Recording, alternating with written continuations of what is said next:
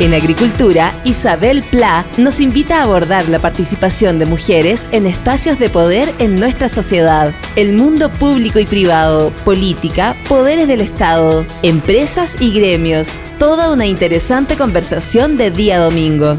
Isabel Pla nos invita a Poder Positivo. ¿Cómo están? En Radio Agricultura iniciamos este domingo Poder Positivo para conversar desde todos los ángulos sobre el poder y cómo están abordándolo especialmente las mujeres en la política, en las empresas, en la cultura, en todos los espacios de nuestra vida. Quiero saludar muy especialmente a nuestras auditoras y auditores que nos escuchan desde todo Chile, gracias a la extensa red de emisoras de Radio Agricultura de norte a sur y radioagricultura.cl. Recuerden que pueden seguirnos en el Instagram de la radio, @radioagricultura, en Twitter, @agriculturafm, y también nos pueden ver en YouTube en el canal Agricultura TV. Quiero agradecer muy especialmente a la escritora Carla Gelfenbein y a Alfaguara, la editorial Alfaguara, por haberme hecho llegar este libro. Es la novela nueva de Carla, La naturaleza del deseo. La presentó públicamente hace algunos días. Le deseo mucho éxito. Yo soy lectora de Carla Gelfenbein. Me gusta mucho la forma que tiene ella de abordar la vida, de abordar las historias. Así que éxito con esta novela, La naturaleza del deseo. Nuestra invitada hoy es una mujer reconocida por su enorme capacidad profesional y su liderazgo. Es reconocida también por la energía con la que emprende todos los proyectos que se le ponen por delante. Nuestra invitada es ingeniera civil de la Universidad Católica, ha sido subsecretaria y entre el 2018 y el 11 de marzo pasado fue ministra de Transporte y Telecomunicaciones del gobierno del expresidente Sebastián Piñera y una de los dos ministros que se mantuvo durante todo el mandato. Es una destacada consultora en Chile y en el extranjero y ha recorrido el mundo asesorando en su especialidad a empresas públicas y privadas. Y es reconocida, y permítanme también hacer este comentario, es reconocida también por su sensibilidad estética, por su look siempre vanguardista. Yo creo que el look de las personas, cómo se ven las personas, lo que eligen para vestirse, habla mucho también de su esencia y su manera de enfrentar la vida, y es reconocida desde luego por su energía vital. Nuestra invitada es militante del partido político Evópoli y ha analizado y está analizando seriamente, ¿verdad?, la posibilidad de postularse a la presidencia del partido. Bienvenida a Poder Positivo, Gloria Hood. ¿Cómo estás? Un gusto tenerte con nosotros. Muchas gracias, Isabel, y por tu intermedio saludo a todos los auditores. Encantada de estar aquí, me encanta este tipo de conversaciones además y que podamos destacar los roles de las mujeres, que es muy importante. Gloria, ¿cuál fue el momento de mayor satisfacción y el momento más difícil de tus últimos 4 años? Yo creo que el de mayor satisfacción fue la última semana, cuando logré firmar todos los contratos del nuevo modelo de Transantiago. No debe haber sido fácil eso. Fue muy difícil, fue muchísimo trabajo, fueron 3 años de unos equipos, pero a toda prueba realmente. Yo quiero agradecer a los equipos por su compromiso, su dedicación, pero mira, de verdad que sin límite. Y cerrar ese proceso fue muy importante, dejar todos los contratos firmados, dejar todo el modelo ya en vías de implementación. Toda la implementación está referida a la fecha de firma de los contratos. Entonces la fecha de firma era muy importante y firmamos el 3 de marzo. Así que eso me produjo mucha satisfacción, porque es raro que uno avance en un proyecto y lo logre cerrar completo. Y es el fruto también de un trabajo, y qué bien que tú destaques a tus equipos, ¿cierto? Sí, no, mis equipos son a toda prueba. Y lo más difícil yo creo que fue, desde luego, recuperar la movilidad para las personas después del estallido. Yo creo que especialmente en Santiago, pero también en regiones, se vio mucho el transporte público. Muy alterado. Mira, yo voy a poner un ejemplo solamente para graficar lo difícil que era. Sin el metro funcionando, tú no tienes capacidad física de mover a las personas. El metro, en un tren de metro en la hora punta. ¿Cuántas personas se transportan en el día en el Metro Santiago? Ha llegado hasta 2,7 millones. Pero, por ejemplo, para un ejemplo bien gráfico, en la hora punta un tren lleva 1.200 personas y pasa más o menos cada 2 minutos. Para llevar a esas mismas personas en buses, tendrías que tener una calle de 10 pistas con un bus de 120 pasajeros en cada una de esas pistas saliendo cada 2 minutos. O sea, no tienes ni una posibilidad física de moverlo, aunque pongas muchos buses, porque no hay espacio vial tampoco para eso. Entonces, eso creo que fue lo más difícil, y ponernos siempre, nunca perdimos de vista el rol, el ponernos en el lugar de los pasajeros y saber dónde estaban las mayores dificultades, dónde teníamos que poner el foco, mucho trabajo en la calle. Eso nos costó muchísimo, pero creo que, mira, no dejamos de hacer nada, ni de poner el tiempo y el esfuerzo día y noche, literalmente, para que eso se resolviera lo antes posible. Para quienes se están incorporando en la conversación en Reagricultura, estamos en Poder Positivo conversando con Gloria Hood, ex ministra de Transporte y tal vez futura presidenta del partido político Evópoli. Gloria, a propósito de política, ¿cómo estás viendo hoy a Chile? Y te hago una pregunta que te la deben haber hecho muchísimas veces. ¿Fueron 30 pesos o fueron 30 años los que gatillaron el estallido?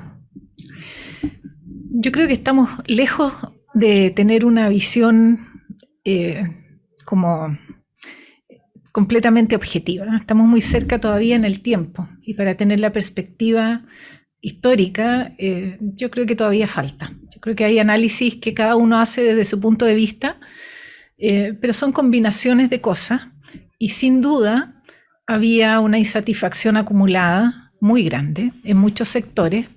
Y esta combinación de las variables hizo que con un elemento como el alza de tarifa pudieran aparecer con mucho más fuerza. Sin embargo, hemos visto que hay movimientos que han continuado después, que no tienen que ver con la forma en que opere ningún servicio, digamos, sino que son en esencia grupos que objetivamente han estado postergados, o que no han visto resueltos sus problemas, o ven que a otros se les resuelven y a ellos no, y que pasa y pasa el tiempo y siguen postergados. Eso yo creo que causa una insatisfacción en que, mira, yo lo resumo en la siguiente forma. Yo creo que Chile se modernizó objetivamente, creció mucho. ¿Tú reconoces el progreso de los últimos 30 años o 35 años? Ya naturalmente, y es cosa de ver datos objetivos. Pero hay un grupo importante de la población que vio esta modernidad y que para acceder a esa modernidad tenía que asumir un costo muy alto. Y finalmente el costo de acceder a la modernidad empezó a ser más alto que el beneficio de tenerla. Me refiero a, por ejemplo, tener las cosas que uno ve, no sé, el televisor o poder ir a un concierto, qué sé yo, pero empezar a endeudarse y sacrificar como la estabilidad y la seguridad para acceder a esas cosas. De acuerdo. Cuando eso empieza a socavar tu capacidad de vivir tranquilo, se empieza a generar esta ansiedad que hace que la inseguridad empiece a ser mucho más fuerte. Aquí lo que hay, más que el análisis histórico, que yo creo que hay que hacerlo, es un análisis de las emociones. Aquí se ha dedicado poco estudio, poca publicación, pocos comentarios a las emociones. Yo creo que es un río de emociones lo que ha fluido en Chile. He visto algunos documentos, sí, pero están muy, muy escondidos. Sí, porque también las elecciones, si uno mira qué es lo que canalizó, por ejemplo, Gabriel Boric en las elecciones, qué es lo que canalizó José Antonio Kast, eran emociones. Uno canalizó la ira, el otro canalizó el miedo. Yo creo que eso falta. Y hay después en la pandemia hay más emociones de inseguridades.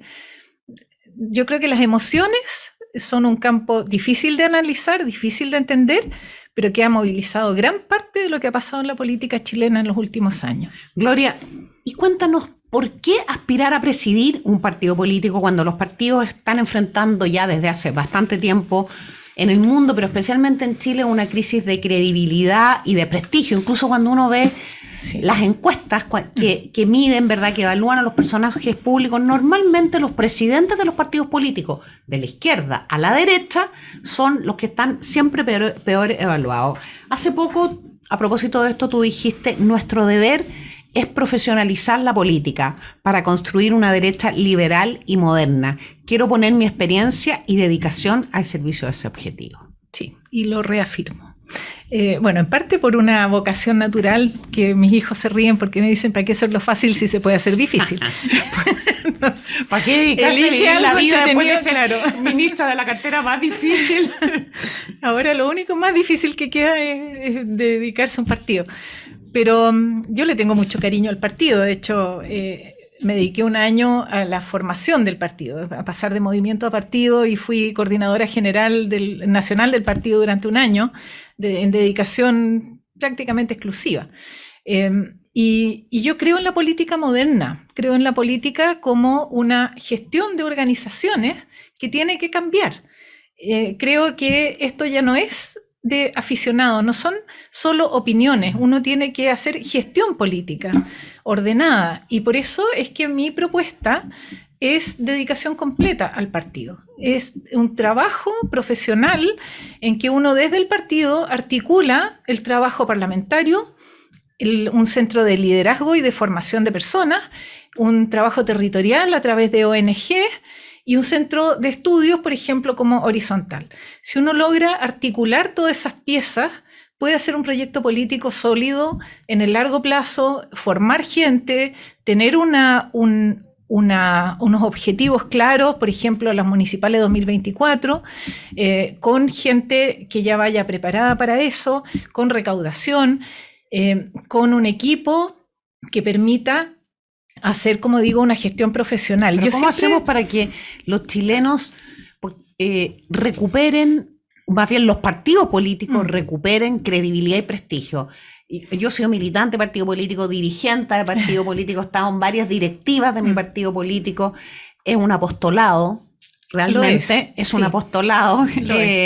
Y por lo tanto también soy muy crítica, pero me interesa que tú nos cuentes cómo ves tú eso, porque a mí me parece súper bien lo que tú describes, y lo describes muy bien, de manera muy ordenada, pero ¿cómo hacemos para que ese trabajo también sea reconocido por la ciudadanía? ¿Cómo recuperan prestigio los partidos? Mira, la experiencia mía es que las personas creen cuando ven la evidencia. Y cada vez que nosotros, por ejemplo, hacíamos anuncios en transporte, era un principio de trabajo que teníamos, no se anuncia nada que no tenga evidencia. Es decir, anunciamos los buses eléctricos, ahí están los buses eléctricos. Muy bien. Anunciamos 20 buses, ahí están los buses eléctricos. O vienen, claro, los anunciamos y ya están llegando al puerto. No anunciamos cosas en el aire que después se diluyen, y por eso se pierde credibilidad, porque hay tanto anuncio que después no se diluye y se evapora. Yo creo que en la medida que uno logre plantear un proyecto y darle respaldo con evidencia, se recupera la credibilidad. Y yo siempre he pensado, ¿por qué un profesional que sale de la universidad no piensa que trabajar en un partido político podría ser un trabajo atractivo? Creo que esa es la forma profesional moderna de gestionar partidos políticos, con muchas causas, con temas centrales muy establecidos, con grupos de trabajo en terreno. He estado saliendo a terreno yo misma los fines de semana. Es muy gratificante conversar con las personas, enterarse de los problemas de las personas en vivo y en directo. Eso falta mucho más contacto con las personas, falta en la derecha sobre todo, mucho más apertura a la participación efectiva de la sociedad civil en las decisiones. Yo creo que tenemos en la derecha un desafío importante de cruzar algunas líneas y romper algunos moldes en la forma de trabajar.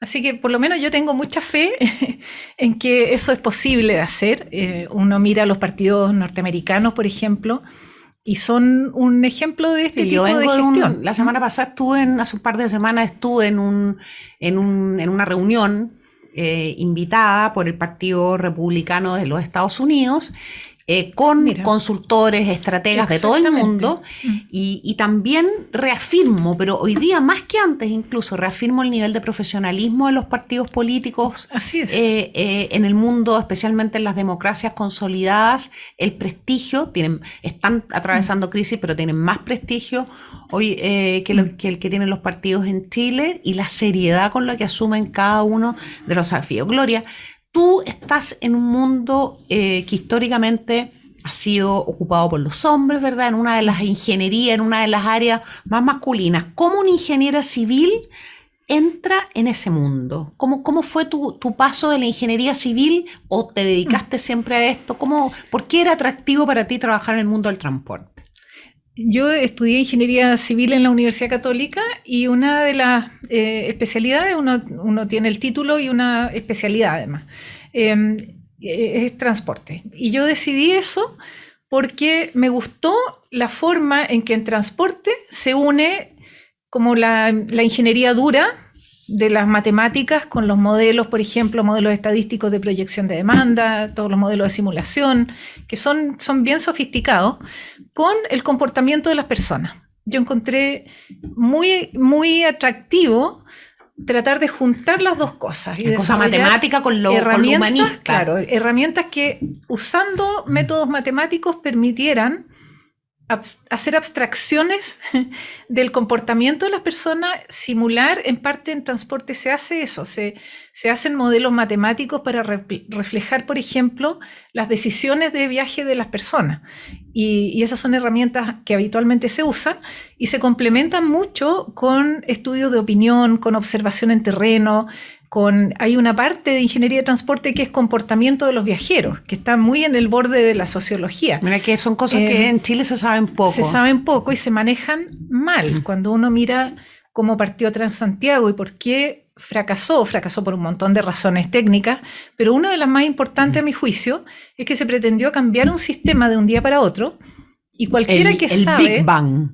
El Big Bang, pero cualquiera que sabe de comportamiento viajero sabe que el viaje es un hábito de las personas, y los cambios de hábitos no ocurren de un día para otro, ocurren en el tiempo, y por eso ahora, por ejemplo, en la nueva licitación partimos con etapas más graduales y un cambio de una transición más suave, donde las personas se van enterando de a poquito y van adaptando sus hábitos a esas nuevas condiciones. Así que eso a mí me pareció fascinante y me ha encantado dedicarme a eso. Estamos en Radio Agricultura, en Poder Positivo, y nuestra invitada hoy es la ex ministra de Transporte, Gloria Hood. Gloria, ¿cómo ha sido tu experiencia en el poder? La política es poder, sea en un gabinete, sea en un partido político, es poder. Y te pregunto también si crees tú que las mujeres tenemos una aproximación distinta al poder que la aproximación que tienen los hombres, que por lo demás, durante toda la historia de la humanidad, son quienes han dominado o ocupado o ejercido básicamente el poder. Sí, yo creo que aquí influye la forma en que uno aborda estas posiciones, digamos, estos cargos. Y siempre yo trato de hacer el ejercicio, y cuando me ponen muchos títulos y qué sé yo, y me dicen cómo le decimos, yo digo, a ver, ¿qué va a decir en mi lápida cuando me muera? Va a decir Gloria Hood, ya, eso soy. No soy más que eso. Y el resto son todas cosas que van pasando en la vida, pero que son... que uno no debe atarse a ellas, uno no debe considerar que eso es uno. O sea, ¿quién eres tú y no los cargos que has ocupado? Claro, uno va dejando huella y va construyendo cosas, pero no debe amarrarse a esas cosas. Y esas cosas uno las tiene que dejar como, ya, esto es lo que hice, ahí quedó. Y ojalá haya hecho lo mejor posible, pero eso no me define a mí. Yo sigo siendo un ser humano con unas características particulares, y yo creo que en la medida que uno no pierde de vista eso, se siente también más tranquila para seguir adelante, le pierdes el miedo a que las cosas ocurran o no, y a mí por lo menos me funciona y me da mucha tranquilidad pensar que me dedico con toda la energía a hacer lo mejor que puedo, y a la energía donde puedo hacer cambios, y donde no puedo hacer cambios, trabajo, pero también me dejo llevar un poco por lo que vaya pasando. Y yo creo que eso me da una cierta tranquilidad. el mundo masculino en el poder es bien distinto. Yo sí veo que hay un instinto de competencia mucho mayor y permanente. Las mujeres creo que somos menos competitivas, menos como trabajamos menos para dominar, trabajamos más para lograr el resultado. Y tenemos también alguna capacidad, creo yo, mejor de sintonizar con el usuario final, digamos, o con la experiencia vital de las personas. Y los hombres tienen, tal vez por una forma más natural o de la cultura, como una mirada que es más del dominio, de esto lo voy a organizar yo, claro que claro que soy yo la claro. que tiene. Esa diferencia a mí me parecía que aparece muy, muy frecuentemente. A mí me tocaba trabajar con muchos hombres en distintos ámbitos, bueno, casi todos los gremios del transporte son hombres. Por ejemplo, reuniones con los dirigentes de los microbuses del sur eran todos hombres. Claro, todavía la presencia de las mujeres en el mundo del transporte es bastante. Pero muy abiertos, muy bien dispuestos a conversar, ellos muy cercanos a la experiencia de los pasajeros, por ejemplo. Yo creo que eso en esos casos hacían una diferencia. Estamos en Radio Agricultura en Poder Positivo, conversando con Gloria Hood. Vamos a una pausa y ya volvemos.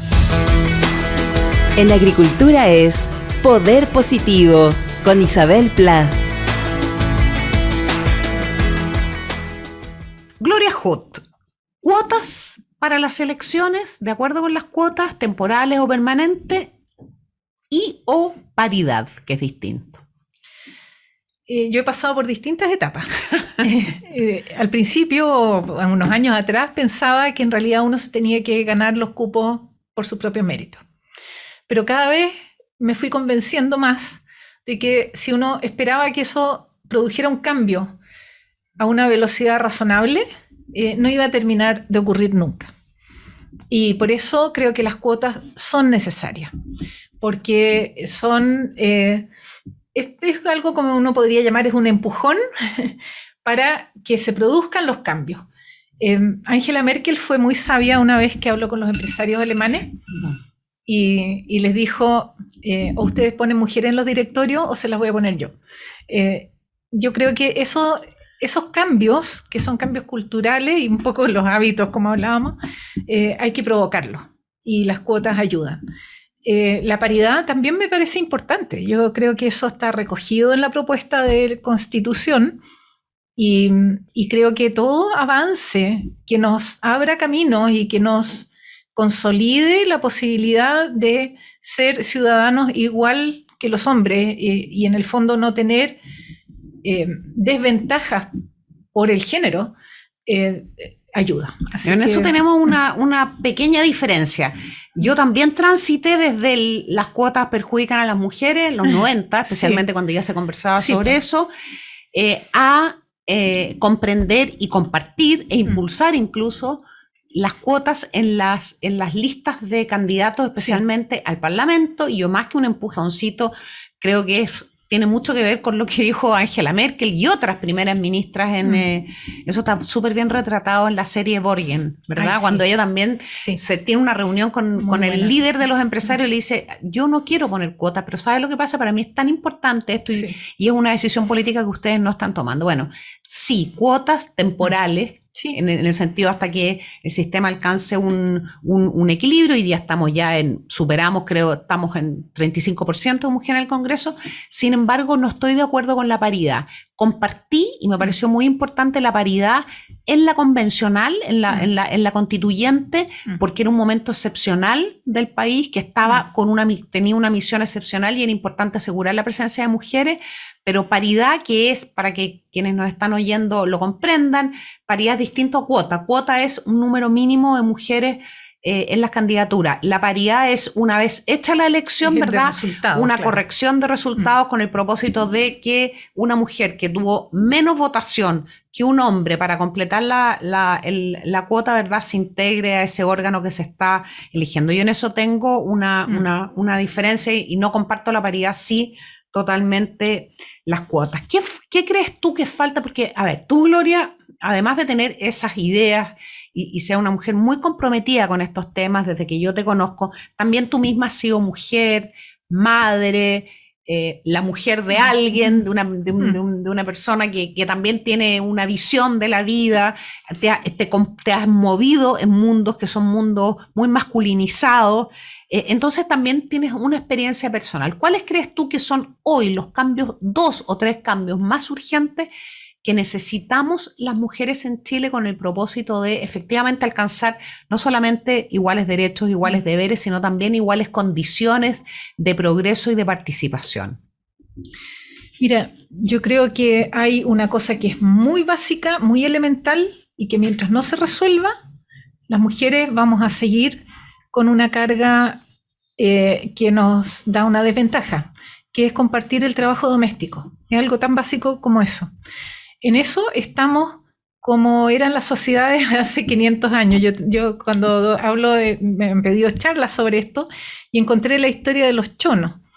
Y uno ve las imágenes y las mujeres eran las que se sumergían con unos canastos en los canales del sur a mariscar, mientras el marido esperaba en una caverna con el fueguito y los niños, pero la mujer, después hay otras imágenes muy notables en que sale el jefe de familia, digamos, con un arpón muy impresionante, y atrás en el bote la mujer remando con los niños y con el fuego, y uno dice, hay escenas de estas que uno ve ahora. Entonces hemos evolucionado como sociedad en casi todos los campos, y en eso seguimos pegados, en muchos casos, como era 500 años atrás. Hay una no evolución de eso, y yo creo que esa carga doméstica, mientras no se comparta correctamente, no haya protección para las mujeres, la sala cuna universal que se aprobó, por ejemplo, la votación esta semana, es fundamental. Los cuidados, tener una red de cuidados que ayude para que las mujeres también podamos salir. Padres y madres, hombres y mujeres. Padres y madres, exactamente. Por eso hablo del equilibrio. Hay un tema cultural que va a tomar tiempo que cambie. Pero también hay algo que... Pero necesitamos, esa es una corrección básica. Pero también te quiero preguntar algo a ti ya, porque mira, hay un punto en el que compartimos todas las mujeres, especialmente cuando se está en edad de formar familia, y esto es muy fuerte especialmente para las mujeres de familias vulnerables, y para qué decir para las que son jefas de hogar, que no tienen con quién compartir esas responsabilidades, pero también hay algo que afecta incluso a las mujeres profesionales, a las que han alcanzado buenos niveles económicos, reconocimiento profesional, y es lo que las rodea y esa conversación de tu entorno, de tu familia directa, de tu suegra, de tu mamá, de tus amigas, de tu comunidad, que de alguna manera está murmurando cuando tú das vuelta a la espalda, murmurando que tú has preferido dedicarte a tu proyecto personal, a tu proyecto profesional y no a tus hijos. ¿Sentiste tú eso, por ejemplo? Y esto lo hemos dicho varias veces acá. Yo sé que hay muchas mujeres jóvenes que lo sienten, que sienten que cuando una hija tiene un problema de matemáticas en el colegio o cuando un hijo está con un tema de salud, el entorno inmediatamente apunta la responsabilidad a la mamá y no al papá. Hasta ahora es así. En mi caso, creo que yo he tenido una suerte tremenda, porque una cosa que yo recuerdo de mi papá es que a mi hermana y a mí siempre nos dijo, estudien para que no tengan que depender de nadie. O sea, él nos empujaba a la autonomía. Mi abuela estudió en la universidad, mi otra abuela manejaba. Uy, bien pionera. Entonces, pionera. Entonces vengo como de una raíz en que no había diferencia. Mi papá hacía aseo, nos daba las comidas. En realidad, en mi caso, creo que no es ilustrativo del común. Pero hay una carga, por supuesto, de una carga social. Claro. Y hay trabajo, no sé, mi marido era militar, entonces tampoco tenía la flexibilidad en caso de un niño enfermo, como yo tenía que acomodarme más. Ustedes vivieron fuera de Chile también. Vivimos fuera de Chile, sí. y ahí uno no tiene las redes, entonces tienes que asumir también. Pero creo que esa carga, y por eso esa carga doméstica, no es solo el hecho de las horas que uno dedica o el hacerse cargo de eso, sino lo que dices tú, cuánto pesa la opinión del resto. Y ahí hay un desafío de las mujeres de decir, mira, me da lo mismo lo que opina el resto, es mi vida, es mi familia y yo veré lo que hago con esto. Yo creo que eso también es un empuje que tenemos que hacer para que no tengamos que estar pendientes de la opinión ajena. La vida es la nuestra, nadie nos va a cambiar esa vida por otra cosa, así que en eso yo le mando toda mi energía a todas las mujeres que tomen sus decisiones por sí mismas. Estamos conversando en Poder Positivo en Radio Agricultura con Gloria Huth. Gloria, ¿te has metido en el proceso constitucional? ¿Cómo lo has visto? ¿Has leído el borrador? ¿Cuál es tu opinión, tu visión? ¿Cuál es tu conclusión hasta ahora respecto de todo ese tema desde que se inició el proceso hasta hoy, ¿verdad? En donde la convención está trabajando en las comisiones transitorias y en la comisión de armonización. Sí, como he tenido más tiempo ahora, leí el borrador completo. De hecho, lo terminé de leer ayer. Muy desafiante por lo que me han dicho personas muy entendidas, que es complejo. Yo estoy en proceso estoy leyendo las actas anteriores todavía. Parte fluyendo y fluye bastante bien hasta un momento en que uno se empieza a trabar con los conceptos y con algunas inconsistencias entre artículos y con definiciones que no siempre son las mismas, con algunas cosas que van nublando el resto de la lectura por estas dificultades para que un artículo calce con el otro. Sí, esa es una primera sensación que me queda. Yo tomé notas como para ir haciendo los ajustes. Creo que la Comisión de Armonización va a tener un trabajo enorme para poder calzar las definiciones. Después creo que hay algunos elementos en que ganamos y yo creo que es bueno reconocer el trabajo que se ha hecho. Es un trabajo, nos guste o no nos guste el resultado, pero hay mucho trabajo y se ve que hay harto trabajo. Y creo que hay algunas cosas que uno debe rescatar, como avances en igualdad de género, avances en protección ambiental, avances en derechos sociales. Yo creo que eso objetivamente está ahí, está definido. Pero hay retrocesos muy importantes también. ¿Cuáles son? Eso es bien importante, en términos globales. Para mí, claro, como conceptual, global, el tamaño del Estado crece de una manera impresionante. Y yo creo que era la oportunidad para modernizar el Estado. Cuando uno mira países como Nueva Zelanda, avanzó algo así como 10 lugares en competitividad solamente cuando hizo más liviano el Estado. Y esta Constitución le pone un peso al Estado brutal, porque pone en manos del Estado prácticamente toda la vida del país.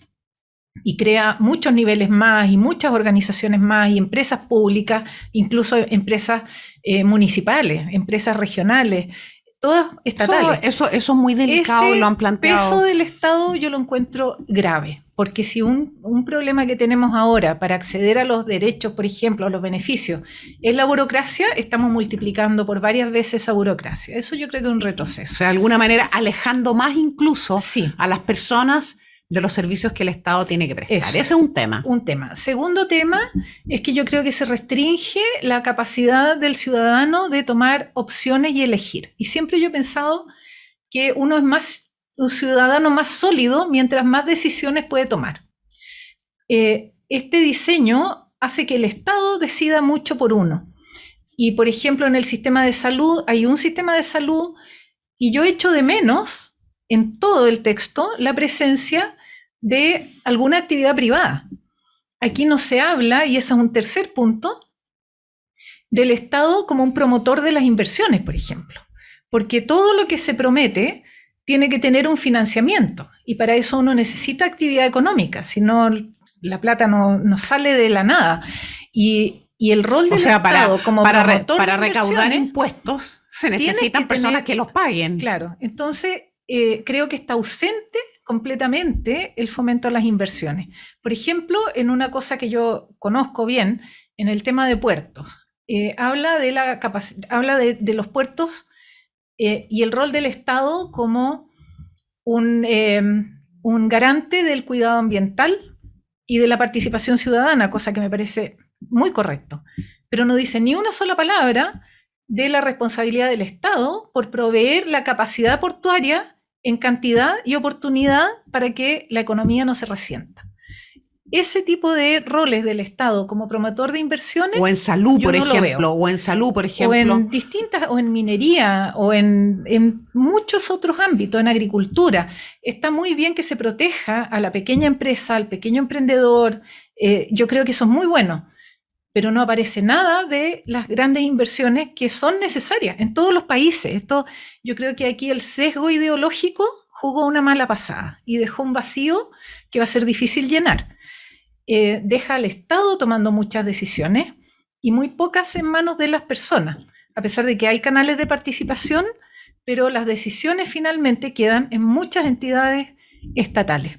¿Cómo ves tú, por ejemplo, la definición de Chile plurinacional y otro tema relacionado con esa definición, que es la diferencia ante la ley si tú perteneces a un pueblo indígena o no perteneces a un pueblo indígena? ¿Crees que es un avance o un retroceso? Yo creo que hay un retroceso en la igualdad ante la ley. Eso es evidente cuando uno lo lee, porque uno entiende que haya una reivindicación para los pueblos indígenas, pero tú dices, ¿por qué ellos y por qué no otros grupos que legítimamente podrían haber estado presentes y reivindicar derechos también?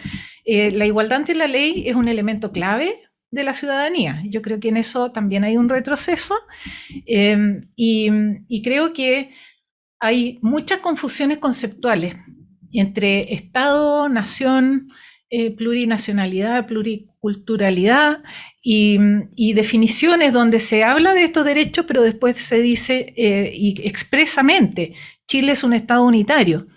Es una nación. ¿Cómo juega la unidad del Estado? Sí. Con la plurinacional, hay una disonancia. Y hay algunas cosas en que se aplican proporcionalidades, que me parece muy bien también. Yo creo que hay algunas cosas que están bien resueltas y me parece legítimo que las planteen, pero otras, mira, mi resumen es, a mí me preocupa más lo que no dice la Constitución que lo que dice en este momento. No, me parece porque hay muchos vacíos. Estamos conversando con Gloria Hood en Poder Positivo, vamos a una pausa y regresamos en Radio Agricultura. En Agricultura es Poder Positivo, con Isabel Pla. Volvemos en Poder Positivo en Radio Agricultura. Estamos conversando con Gloria Hood, ex ministra de Transporte, probablemente postulante a la presidencia del partido político Evópoli. Vamos a seguir conversando un poquito. Estábamos hablando de la constituyente, de la evaluación que hace la Gloria respecto del trabajo de la convención. Ella nos cuenta que está leyendo el borrador y que tiene distintas consideraciones sobre el punto y considera que hay algunas cosas que son de mucho retroceso. Gloria, ¿cómo estás viendo al gobierno del presidente Gabriel Boric, que está cumpliendo ya en los próximos días 3 meses? ¿Conoces, has conversado, has tenido alguna mirada respecto a lo que está haciendo el ministro de Transporte, tu sucesor en el cargo? Pero en general, ¿cuál es tu evaluación de un gobierno que rompió varios récords históricos? El presidente más joven, por primera vez está un gobierno con 2 coaliciones, una coalición de una izquierda que no había gobernado, etcétera. Viviendo en un clima además muy polarizado, creo que con partes que cruzado de muchas y preocupantes señales en torno a la violencia y la inseguridad. Sí, la visión del gobierno que yo tengo es de debilidad, en realidad, debilidad para la capacidad de gobernar. Es evidente que no tenían tal vez el foco, el plan o las herramientas, los equipos, y es cierto que todos los gobiernos aprenden y entran con ciertas dificultades, pero esas dificultades son muy atendibles cuando se trata de temas más bien operacionales, de cómo opera el Estado, de los temas más administrativos, pero cuando uno tiene un plan, se engancha y avanza con cierta rapidez. Mi preocupación acá tiene que ver más con temas conceptuales, con entender las implicancias de cada uno de los cargos. Cuando uno ve algunas declaraciones... Como por ejemplo. Algunas declaraciones, por ejemplo, de la ministra del Interior, reflejan, más allá de los errores que pudo cometer, mi preocupación principal como ciudadana es cuánta conciencia tiene de las implicancias de su cargo, del rol de ministro del Interior, de las responsabilidades de un ministro del Interior. Eso a mí me preocupa. No lo veo en ella y en otros ministros también. Un caso aparte es mi sucesor. El ministro de Transporte. El ministro de Transporte, yo lo conozco hace mucho tiempo, estudiamos en la misma escuela, en ingeniería en la Católica. Es un mundo profesional, además, como una comunidad más pequeñita, sí, se conocen. Los transportistas somos como una cofradía muy chica. Una especialidad que tiene pocas personas cuando egresamos incluso, y nos hemos encontrado con él en un montón de congresos presentando o en reuniones técnicas. Nos tenemos un respeto profesional mutuo muy alto. Así que yo Es difícil ser sucesor tuyo, Gloria. Te lo digo yo. Nosotros compartimos gabinete y el nivel de profesionalismo, de seriedad, de disciplina, de la capacidad de trabajo, la Gloria, es bastante excepcional. Mira, yo creo que él tiene una oportunidad magnífica de completar los procesos. Por ejemplo, el 30% que falta de reemplazo, nosotros dejamos comprados los buses que van a llegar a fin de año, 1.000 buses eléctricos más 600 y tantos diésel. Con eso dejamos cambiado como 65% del sistema. Y si el ministro hace una licitación ahora, alcanza en su periodo a terminar de reemplazar toda la flota en Santiago y alcanza a licitar los corredores eléctricos en regiones. Yo creo que eso sería un tremendo logro. ¿Y cómo lo ves tú en ese camino? Yo a él y a sus equipos. Optimista. Yo creo que tienen algunas dificultades todavía para echar a andar estos procesos.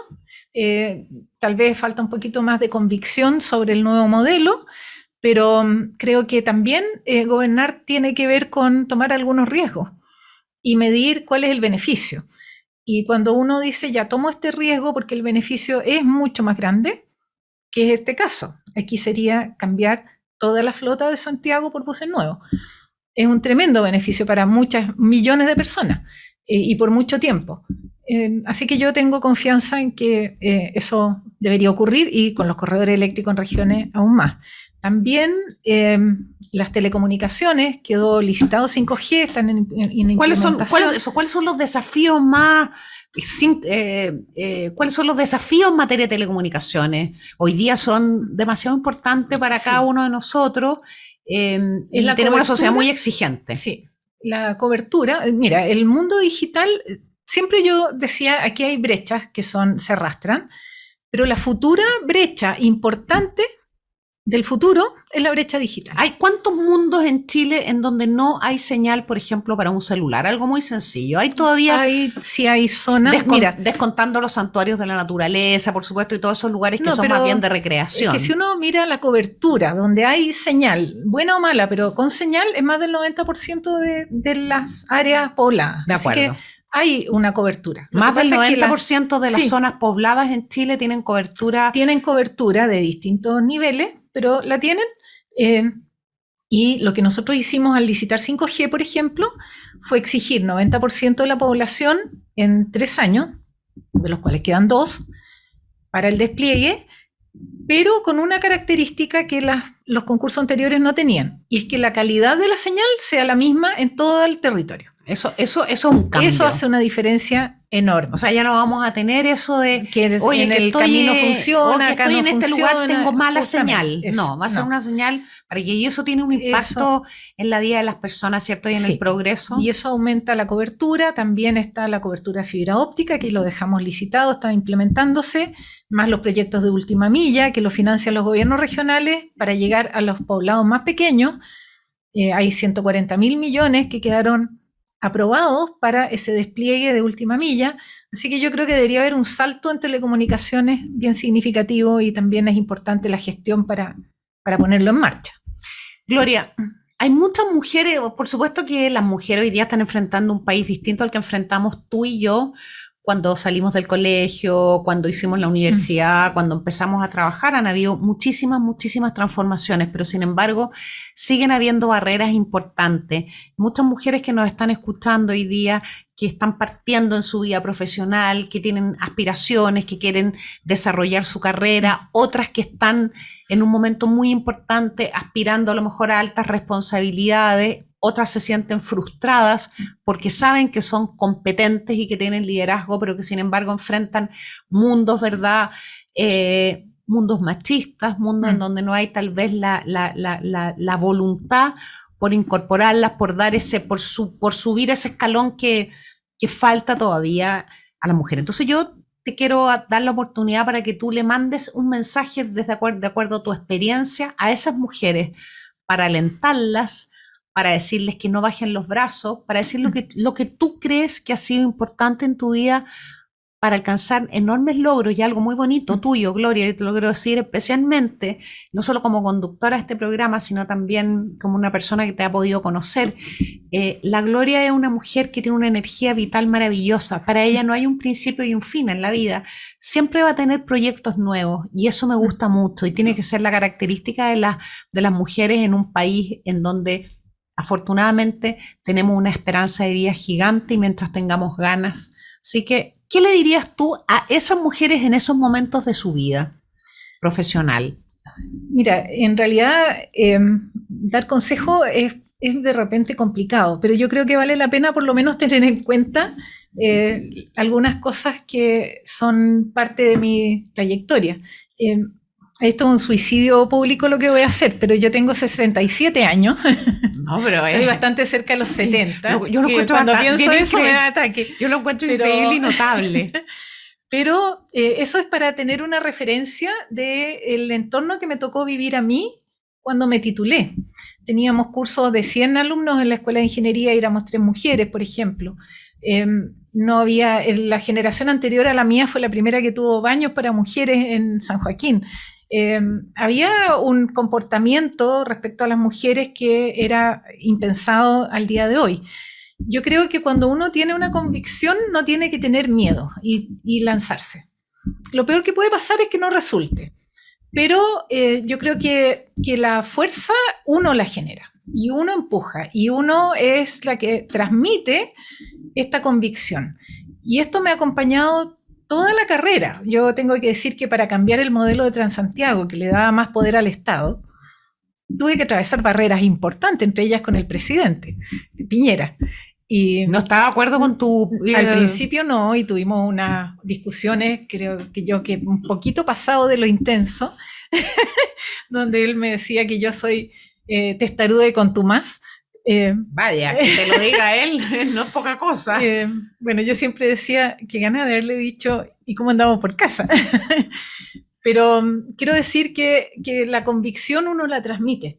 Finalmente él me dio el apoyo y se dio cuenta que estaba tan convencida que iba a seguir adelante, que era lo que había que hacer.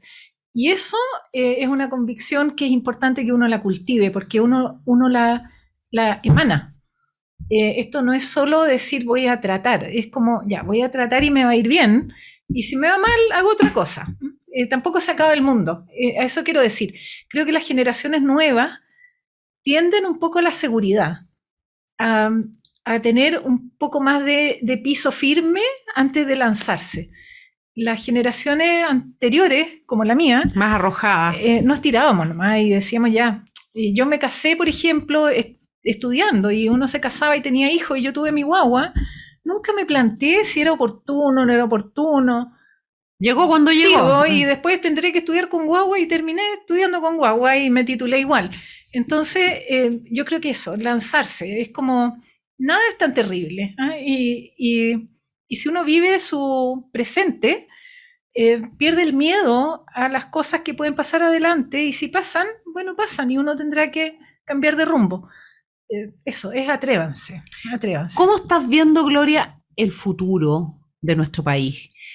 Yo creo que si tuviéramos que dividir, si nos dieran una regla que hay que dividirlo solo en 2 grupos, yo diría que hay un grupo que quiere mantener la esperanza y hay un grupo al que dejó un poquito la esperanza atrás y está más bien con incertidumbre, por no decir con algo de temor. ¿Cómo lo ves tú? Tú eres una ingeniera que no habla mucho desde las emociones sin filtro. ¿Cómo lo ves tú? ¿Cómo es el futuro para tus hijos, para tus nietos? Yo lo veo con ciertos grados de incertidumbre, pero cuando uno hace una retrospectiva, siempre tiene escenarios inciertos para adelante. Nunca ha pasado que uno diga tenemos el futuro asegurado, nunca. Y en las épocas más brillantes de la economía creciendo, después vino la burbuja y después vino la burbuja americana y siempre hay algo que va desestabilizando el plan estructural que uno tenía en la cabeza. Pasan los cisnes negros, que son eventos altamente improbables, pero que cuando ocurren producen un impacto muy fuerte, como por ejemplo la caída de las Torres Gemelas. Son cambios en las estructuras, en el año 2001. En las estructuras de poder del mundo. Siempre hay una incertidumbre para adelante. Lo que yo veo con preocupación en Chile y que me gustaría mucho que fuera cambiando es la polarización y el tono de las conversaciones.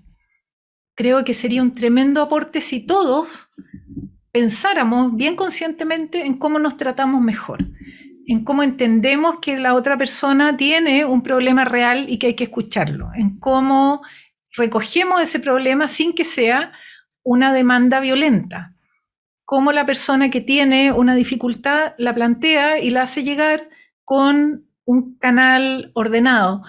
Si nosotros lográramos ese diálogo, evitaríamos que, por ejemplo, lo que viene ahora, que es el plebiscito de salida, vuelva a transformarse en otro elemento de polarización donde todos nos en una batalla campal. Yo creo que lo peor que nos podría pasar para rematar el proceso constituyente. Entonces, mi llamado, tal vez porque ya estoy más vieja, pero creo que el buen trato es algo insustituible para una buena vida.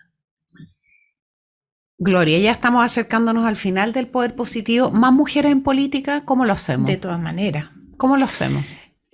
Abriendo caminos, yo creo por eso que las cuotas son importantes y empujando un poco a que los hombres se enteren.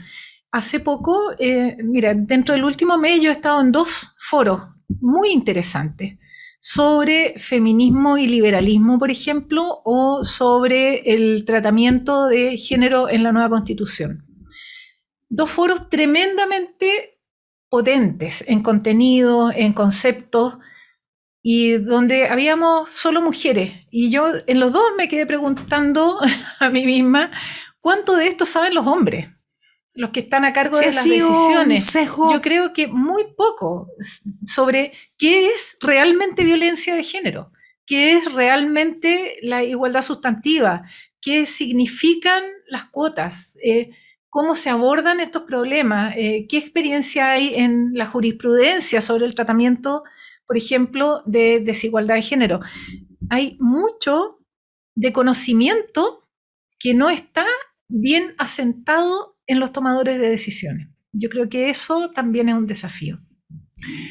Estamos ya llegando al final del Poder Positivo. Hemos tenido una conversación, realmente se nos pasó, a mí por lo menos, Gloria, sí, así volando, una conversación sobre temas muy, muy importantes, de enorme profundidad y trascendencia para nuestro país, con Gloria Hood, quien fuera hasta hace poco más de 2 meses y medio ministra, ni más ni menos que de Transporte y Telecomunicaciones, que son una cartera con enormes desafíos, que vivió enormes desafíos antes y después del estallido social, y te deseamos mucho éxito en lo que vayas a emprender. Tienes acá los micrófonos de Poder Positivo para los mensajes que tú creas que son importantes de transmitir, respecto del poder político, del mundo privado, del mundo público, y especialmente respecto de las mujeres que están emprendiendo desafíos importantes y a quienes nosotras queremos impulsar, acompañar, sugerir, recomendar y estar siempre presentes. Así que muchas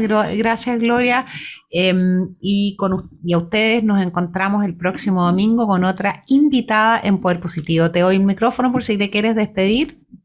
Muchas gracias, Isabel. Gracias por la oportunidad de transmitir parte de mi experiencia y también de mis preocupaciones. A mí me importa mucho que haya más mujeres participando, más mujeres opinando. Eso también genera una corriente que atrae a otras mujeres.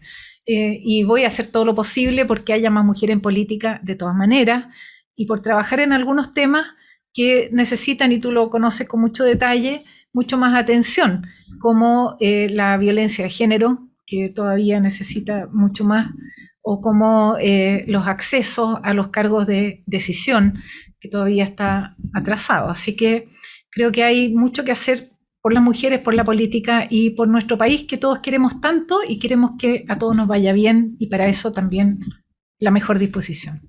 Nosotros nos vemos el próximo domingo en Radio Agricultura, acá en Poder Positivo. Que tengan un muy buen domingo. En Agricultura fue Poder Positivo con Isabel Pla. Producción Doris Mora.